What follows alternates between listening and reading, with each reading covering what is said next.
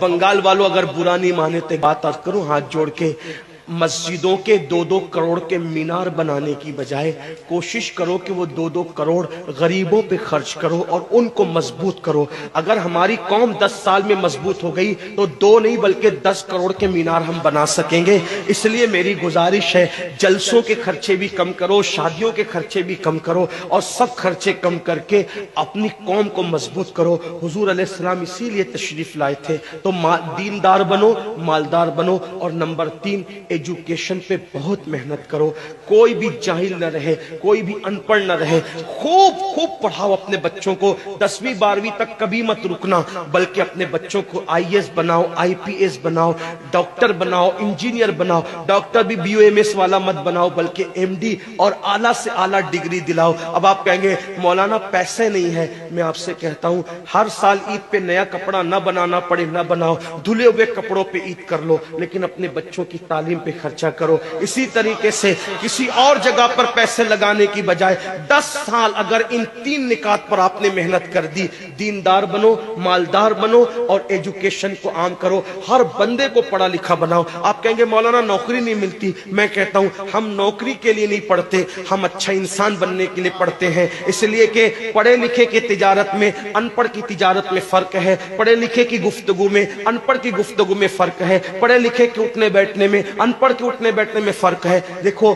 آپ یہ نہیں کہتا ہوں کہ آپ سب ان پڑھو، لیکن ایک بات آپ سے کہتا ہوں، محفل میں پڑھے لکھوں کا انداز اور ہوتا ہے، ان پڑھ لوگوں کا انداز اور ہوتا ہے۔ کھانے میں، پینے میں، اٹھنے میں، بیٹھنے میں تعلیم کو عام کرو، دنیا بھی پڑھاؤ، آخرت بھی پڑھاؤ۔ اپنے بچوں کو اتنا علم دو کہ وہ مسلمان رہے، سچے مسلمان رہے، اور اپنی بچیوں کو بھی اتنا علم دو سچی پکی مسلمان رہے، اور اسکول، کالج، یونیورسٹی میں اعلیٰ سے اعلیٰ تعلیم دلاؤ۔ اور یاد رکھنا غربت کا بہانہ مت بناؤ۔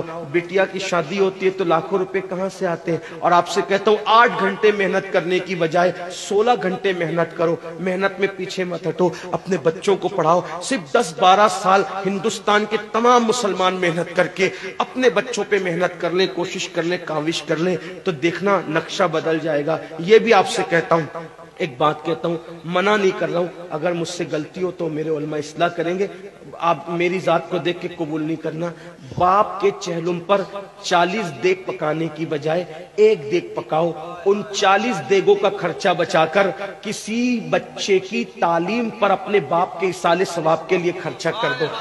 پیر صاحب کے مزار پر 1 لاکھ کی چادر لا کے ڈالنے کی بجائے 100 روپے کی چادر ڈال دو، باقی کے پیسے بچا کر غریبوں کی تعلیم پہ خرچہ کر دو۔ پیر صاحب کے ایصال ثواب کے لیے وہ اس 1 لاکھ کی چادر سے جتنا خوش ہوں گے، وہ 100 روپے کی چادر سے بھی اس سے زیادہ خوش ہوں گے، کیونکہ آپ نے کسی کو اٹھا دیا، کسی کو آپ نے ترقی پہ لے گئے۔ ایک بات کہتا ہوں، میرا پیر جنتی ہے تو میرے پیر کو میری 1 لاکھ کی چادر سے کیا غرض، اس کو تو جنت میں اس سے بہتر لباس مل چکا ہے، اس کو تو 1 لاکھ کا اس سے بہتر لباس مل چکا ہے۔ تو یہ باتیں تلخ لگے معاف کرنا، لیکن آپ سے ایک بات کہتا ہوں، رسومات سے نکلو، حقیقتوں کی طرف آؤ، رسومات سے نکلو، سچائیوں کی طرف آؤ۔ ایک دوسرے کو گرانے کی کوشش مت کرو، ایک دوسرے کو اٹھانے کی کوشش کرو، آپس کے جھگڑے ختم کرو۔ تیرا سلسلہ بڑا، میرا سلسلہ بڑا، تیری برادری بڑی، میری برادری بڑی، تیرا پیر بڑا، میرا پیر بڑا۔